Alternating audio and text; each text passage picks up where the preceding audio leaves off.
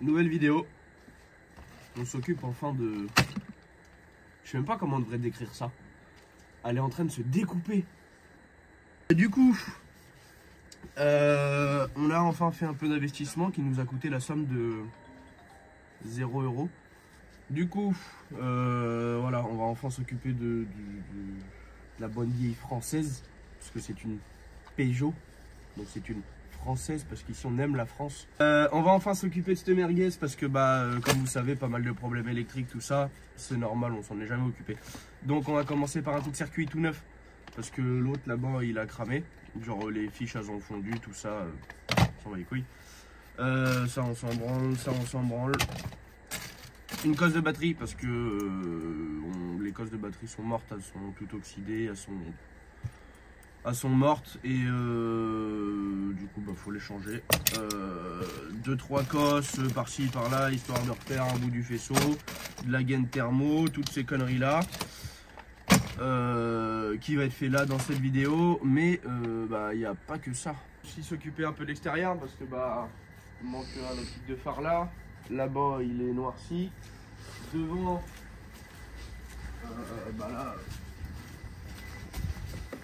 il n'y a plus de feu, il n'y a plus d'ampoule. Là, les cages de clignot ils se sont barrés. Il n'y a plus le capot, il y a de la terre partout. Le treuil il marche que quand il a le temps. Donc il va falloir qu'on ouvre le treuil, qu'on change les optiques de phare, qu'on démonte la tôle sous moteur pour nettoyer un peu, lui faire un peu la vidange, tout ça, les bases, histoire que on ait une voiture saine, fiable, malgré que ça soit français. Hein. On doute pas de la réputation des Français. Hein. Ça, y a pas de souci. Il faut qu'on remonte la cale arrière aussi, qu'on puisse la reposer pour voir ce que ça fait parce que dans l'ancienne vidéo je vous les ai présenté les autres cales arrière qu'on a refabriquées, elles sont un petit peu plus hautes et puis 1000 fois mieux. Donc il faut qu'on remonte la deuxième là-bas pour voir la reposer au sol, voir ce que ça donne. Puis il va falloir qu'on change les amortisseurs, je les ai pas encore mais il va falloir qu'on change les amortisseurs arrière par des amortisseurs de 405 qui sont plus raides parce qu'on a un problème, les amortisseurs sont mous. Et juste ici, quand on prend des grosses bosses, ça vient frotter dans le passage, sur les ailes, c'est pas terrible. Puis comme vous voyez, depuis tout à l'heure, j'ai pas de caméra dans les mains, pourtant on arrive à me filmer. Ça c'est de la grande qualité. C'est forcément parce qu'il y a quelqu'un qui nous a rejoint, pour l'instant gratuitement. Et ça sera toujours comme ça d'ailleurs, parce qu'on s'en bat les couilles. On a récupéré, c'est un ami à nous qui s'est joint à notre aventure et qui veut bien faire notre caméraman. Moi derrière, avec le collègue, ça nous soulagera un peu, tu vois. Comme ça, on n'a pas besoin de filmer, faire nos plans, faire de la mécanique, voir si ça nous plaît ou pas. Si ça nous plaît pas, qu'on redémonte, qu'on recommence pour remonter, pour vous faire des plans. Là, au moins, on a un cadreur, on peut se concentrer sur notre truc, vous faire des belles images. Ça va être cool, on aura vraiment beaucoup plus de temps pour vous faire de la vidéo de qualité, entre guillemets. Est-ce que tu as envie qu'on te présente? Oui, si tu veux. Voilà le collègue qui nous a rejoint. Alors son père était le propriétaire de cette merguez là, de ça là. Donc c'est à lui qu'on l'a acheté pour une bouchée de pain et une bière. Qu'on a acheté cette belle 205, donc c'est en soi grâce à lui qu'on a pu commencer ce projet, tout ça. Qu'on peut vous faire de belles images et puis nous derrière qu'on peut s'amuser quoi. Voilà, donc voici là au début, mais j'avais pas vraiment de temps, mais je suis quand même revenu. Voilà, après ça m'a manqué. Entre les cours, ceci, cela, c'est pas toujours facile d'être présent. Contrairement par exemple à moi, tu vois, c'est différent. Mais il a réussi à revenir, il va passer quelques week-ends avec nous à nous cadrer. Alors est-ce qu'il sera là à chaque fois? On sait pas. Oui, on va essayer. On espère quand même. Donc voilà, on va pouvoir vous faire des belles images de qualité et des belles vidéos avec cette merde.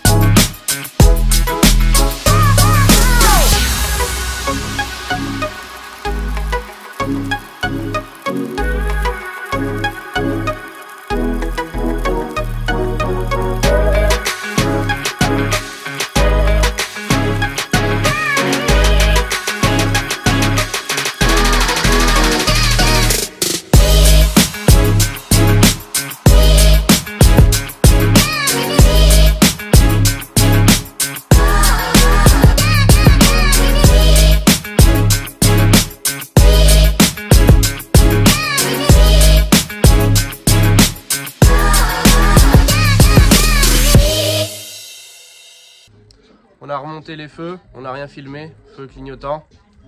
Parce que là, on en a pété un. Voilà. Celui qui était déjà cassé, qu'on devait changer en priorité, et on l'a recassé. Voilà. On a voulu le remonter. J'ai tapoté dessus à la main pour essayer de l'enfoncer et c'est du verre quoi, c'est pas du plastique. Fait chier. On l'a pété. Donc bon, au moins on a les clignots. Ça, les clignots sont changés. Là on a toujours le feu, les clignots. Là va falloir qu'on rachète une ampoule parce que l'ampoule elle est pétée dedans. Et puis qu'on voit pour retrouver un autre feu parce que du coup celui-là est chipsé. On en a profité. On a toujours rien filé. Voilà, ça m'agace tellement que j'en perds mes mots. On a fait les cosses de batterie. On n'a rien filmé non plus. On s'en branle pas mal. On est un peu démotivé. Surtout qu'entre temps on a fait une petite pause tacos, c'est pas mal. On a changé le coupe-circuit. Maintenant il est neuf. Voilà, il marche, il est fonctionnel. On a le petit bitonio là. On a essayé, ça démarre, ça tourne, nickel. On s'est pas encore occupé de la cale arrière. Faut qu'on le fasse, faut qu'on remette la cale arrière. Là, on est en train de s'occuper de changer ça là, les plastiques derrière qui sont pétés et puis tout ça. Toujours sans rien filmer, bien sûr. Là, il y en a un qui est là, mais celui-là il est tout noirci, il est pas beau, on s'en bat les couilles. Qu'est-ce qui fait du feu là, ça cramé, c'est mort. Ça ira dans les pièces qui vont aller dans notre cabanon socialiste. Et on change les deux cache-feu arrière et puis on vous reprend juste après. Bon, 2-3 petites choses à dire. On est le lendemain. Temps de merde, comme d'habitude. Il fait brumeux à moitié, c'est humide. Il a plu un peu cette nuit. Ça c'est pas dérangeant. Du coup hier soir, si vous vous rappelez, on a changé les feux avant. J'ai cassé le deuxième feu. En plus c'est le côté droit, il était déjà cassé celui-là. Je fais exprès de changer les feux pour qu'il ne soit plus cassé. Je le recasse. Du coup ça m'a agacé, enfin ça nous a agacé avec les collègues. On a continué, on n'a rien filmé. Donc là je vous fais un petit récapitulatif. On a enfin changé les feux. Les deux neufs pas cassés. Parce qu'il y en avait un juste là. Il y en avait un qui était en morceaux. Voilà. Et l'autre qui était tout noirci, tout dégueulasse, je sais pas quoi. On en avait deux neufs. Et on a changé les deux. Enfin neuf d'occasion. On a changé les deux, c'est mieux. Ensuite, comme vous voyez, il n'y a plus le cri. C'est normal. On va remonter la deuxième cale.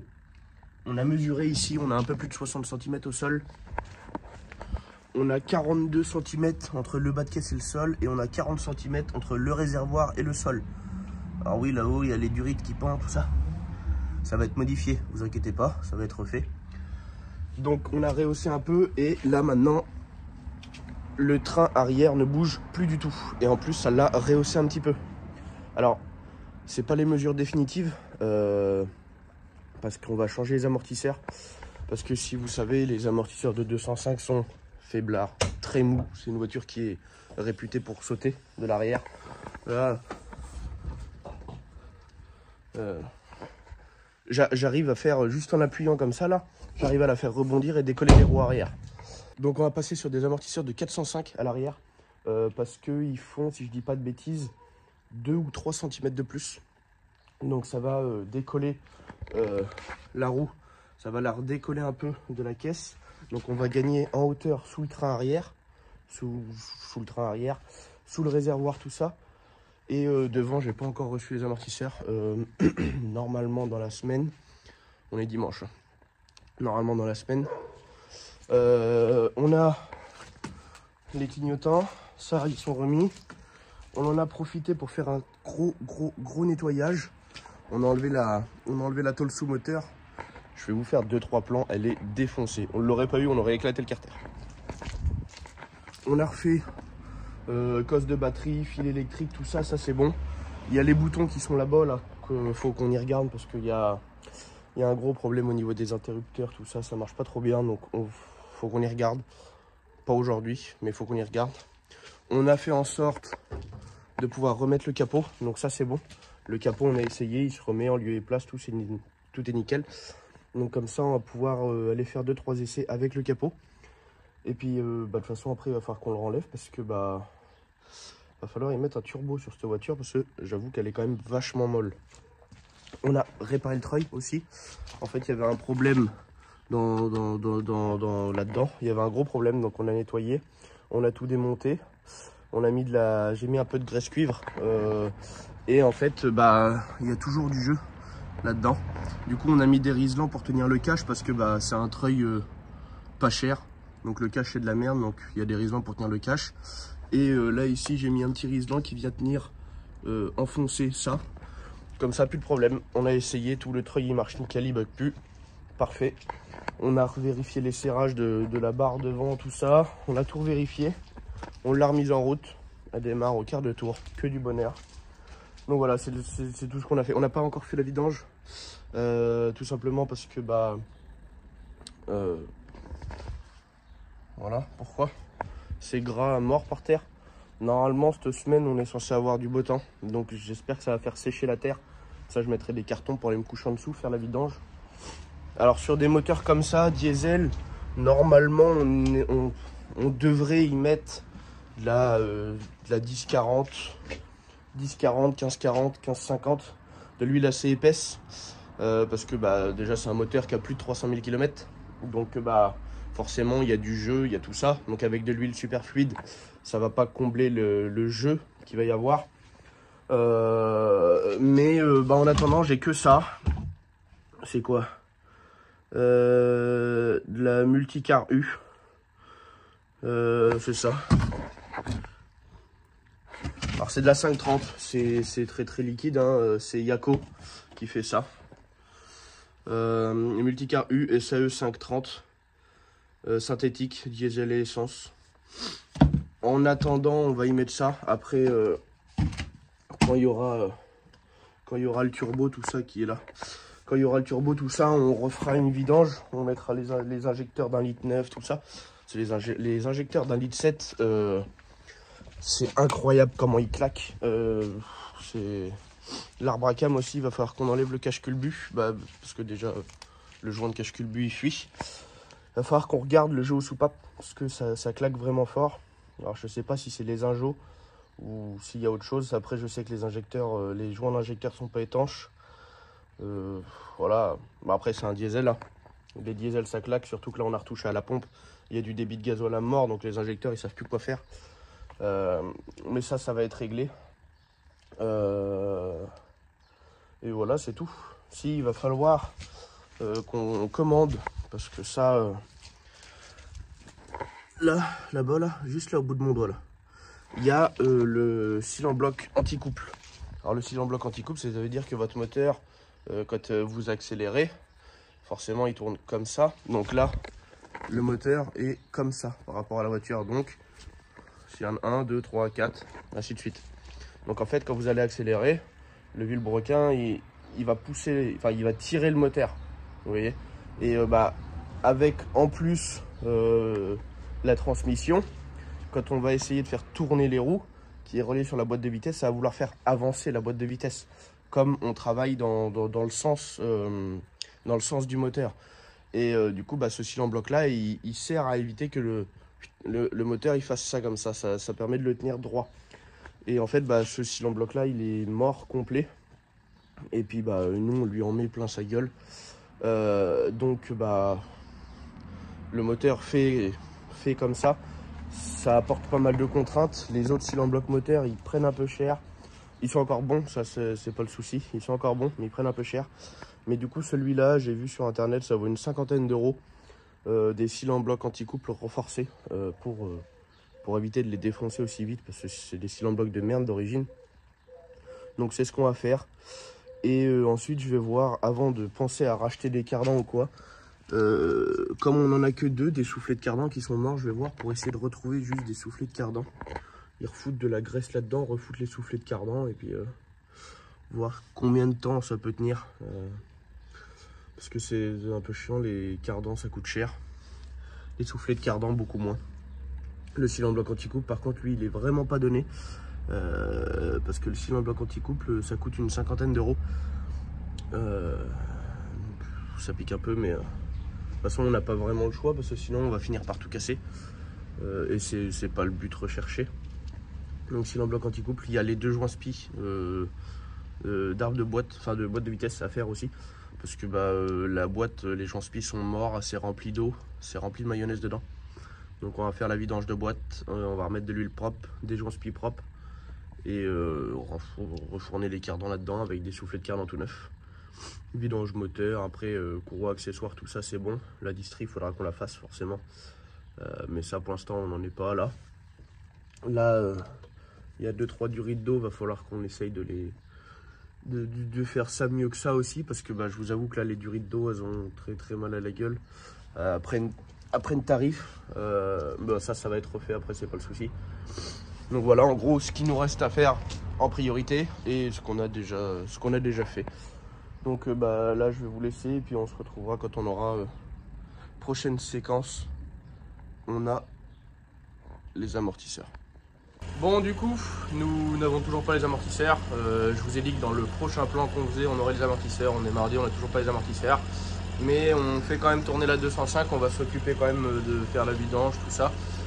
Ça sera fait, ça nous avancera parce que je sais pas quand est-ce que je vais recevoir les amortisseurs.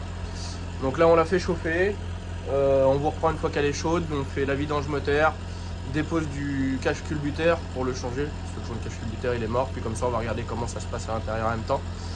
Et je sais pas, après voir ce qu'on peut faire, si on peut faire 2-3 bricoles dedans. On vous reprend une fois qu'on attaque la vidange. Du coup on vient de faire chauffer la 205, elle est chaude, enfin chaude approximativement, mais on ne l'a pas laissé chauffer trop longtemps pour pas faire chier non plus les voisins. On va s'occuper de la vidange. On a bien fait de démonter la tôle sous moteur parce que elle a pris tellement de pète que ça frottait contre le carter. On est passé à 2 doigts de péter le carter. Je vais vous mettre une petite photo tout de suite. C'est pas beau du tout. Il est pas percé, on s'en fout. Mais du coup, il va falloir qu'on redresse la tôle parce que ça frotte. Donc on n'a pas envie de péter le carter. Donc là, je m'occupe de la vidange. On démonte le joint de cache culbuteur et puis on va voir. Le collègue, lui, il va s'occuper des boutons qui déconnent. Comme ils ont pris la terre, l'humidité, tout ça, les cosses, elles doivent être oxydées. Donc s'il faut qu'on change les cosses, on le fera. Ou s'il faut qu'on nettoie les boutons, quoi, on le fera. On va essayer de vous en filmer le plus possible. Et puis après, les amortisseurs, ça sera dans la partie 3, dans la continuité. Parce que on va jamais pouvoir tout faire en une partie. La vidéo elle va durer 2 heures. Et puis nous, ça va nous prendre je sais pas combien de temps. Donc on se fait ça. Et puis on vous tient au courant. Enfin, on vous tient au courant. On voit juste après. Bon, voyons voir l'état de l'huile maintenant. Ça doit être propre tout ça.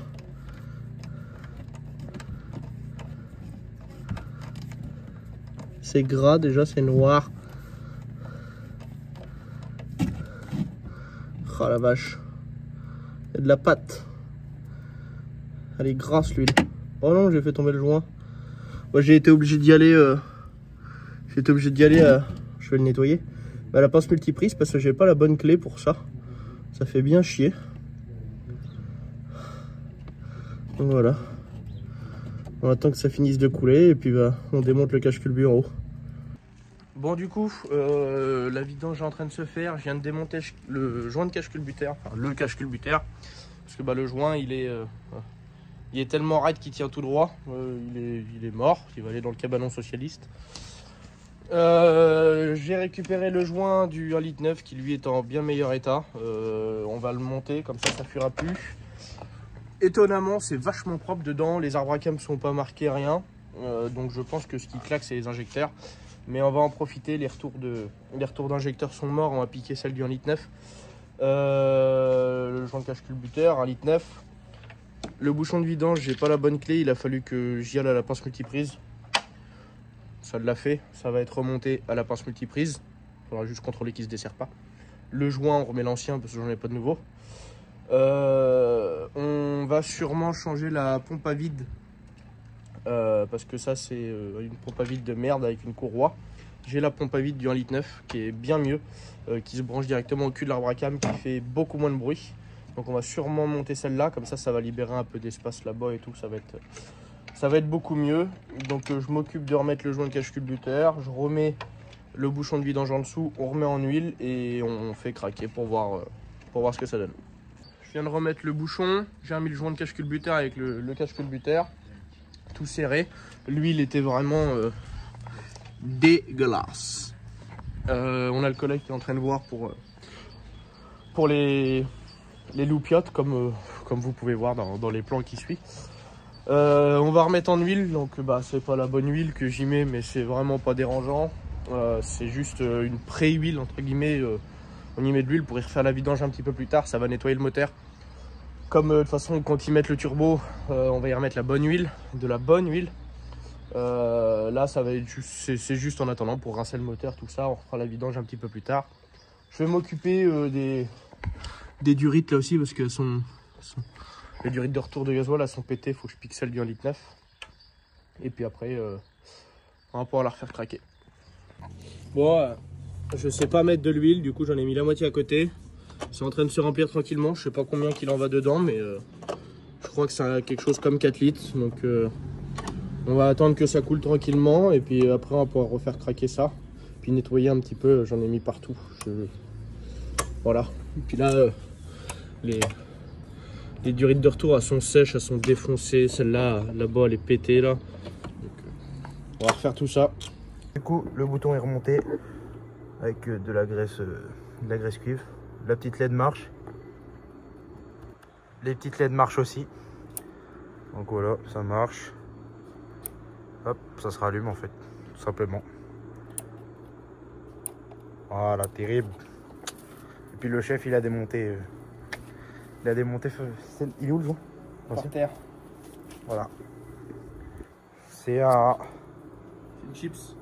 Il est raide comme la justice, le bordel. Ouais. Oh. Hop. Le bouton est remonté, il marche. Donc là maintenant je vais faire celui-là et celui-là. Il y en a un c'est pour le rétroéclairage du manomètre et l'autre c'est pour les ventilateurs. Bon, du coup vidange faite, joint de cache-culbuteur changé. Le collègue il s'est occupé de faire l'écosse, tout ça pour les barres LED. Il nous reste les deux autres boutons à faire parce que les ventilos marchent plus, on sait pas pourquoi.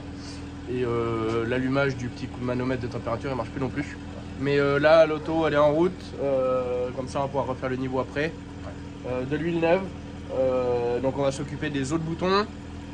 Je vais voir pour la pompe à vide aussi, voir si on peut pas essayer de modifier ça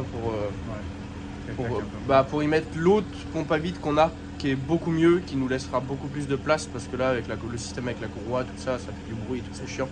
Donc on va voir avec l'autre comment ça se passe. Et ensuite ça va être tout pour cette vidéo je pense. Ouais. Donc on voit pour faire ça et puis on se revoit à la fin de la vidéo. C'est bon, du coup joint de cache-culbuteur c'est fait, vidange c'est fait, on l'a redémarré et tout, nickel, ça va nickel. Les durites de retour de gasoil c'est fait et on vient de finir là les interrupteurs, donc les LED marchent, voilà, éteint, rallume, nickel. Le manomètre à l'intérieur, l'éclairage refonctionne, c'est bon, et le ventilo refonctionne aussi. Donc tout ça c'est bon, on va pouvoir enfin officiellement reposer le capot. On va enfin pouvoir reposer le capot et on va se laisser sur ce plan là, sur nous en train de remettre le capot définitivement.